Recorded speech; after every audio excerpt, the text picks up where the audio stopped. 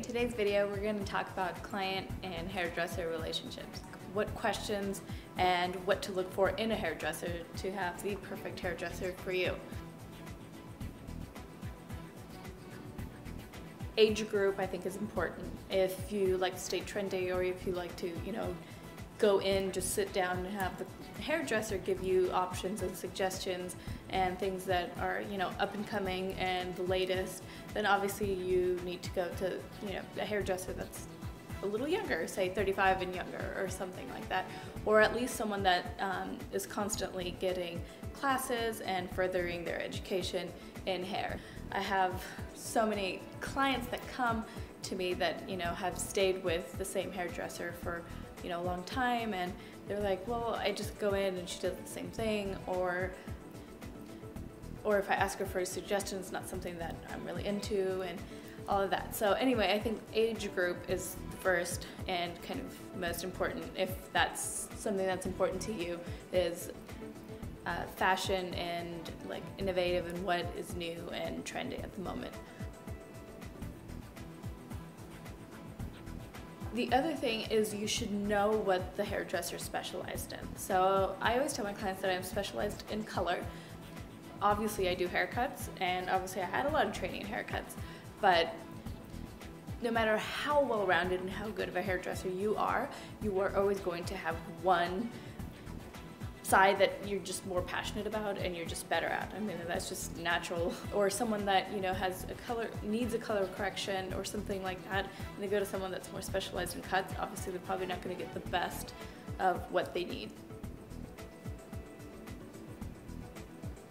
I wouldn't say necessarily to let price be like a factor for you to rule that person out.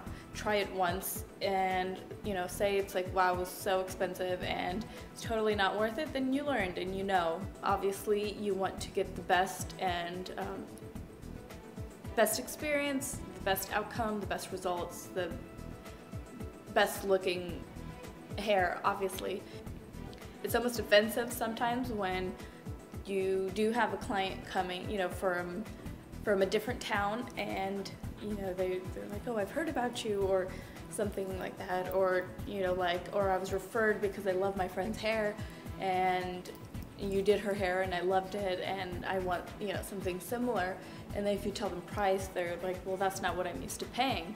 And so it's like, yeah, but then why are you not going to that person? Obviously you need something different and you're trying something new. So I always say give someone a chance, especially if you have some point of reference or some sort of something that pointed you to that person. Obviously salon is another big one. Even though it shouldn't affect the whole experience, it is probably 50% of the experience. The way you were greeted, the way whether you are offered coffee, tea, or water during your services, how loud it is, how big the salon is, and of course again this is all personal preference. Some people prefer something more quiet, more quaint, and not a lot of people in the salon. Other people like the high energy and everything that goes along with a bigger salon. So that's another thing to keep in mind. Obviously you don't know until you walk in, so that's one thing about going to pick out a hairdresser or a salon.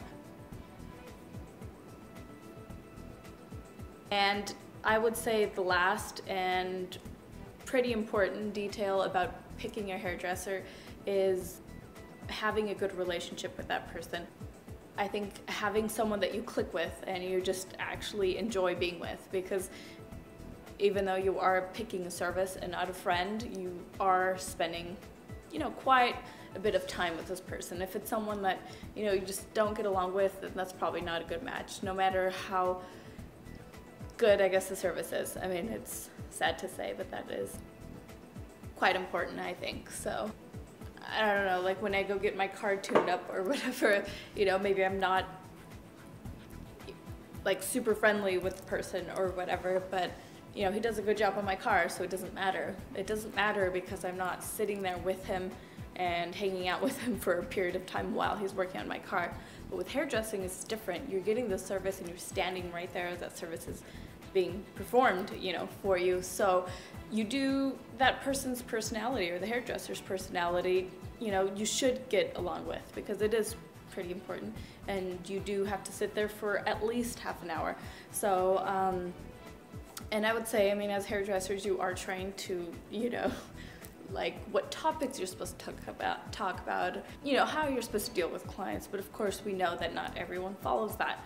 And again, it's another thing. It could be about personal preference. Some clients come in and they just want to be quiet, or they want to read a book, or, you know, work or be on their phone or whatever. So you just have to obviously respect the clients, you know, what they need for that moment, or what they're more into. And some clients like to talk. Some clients like to talk about their personal stuff, what's going on in their life, about their kids, and all of that.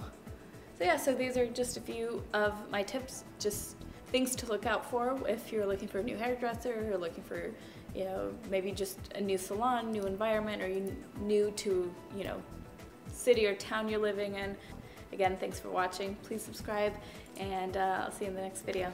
Bye.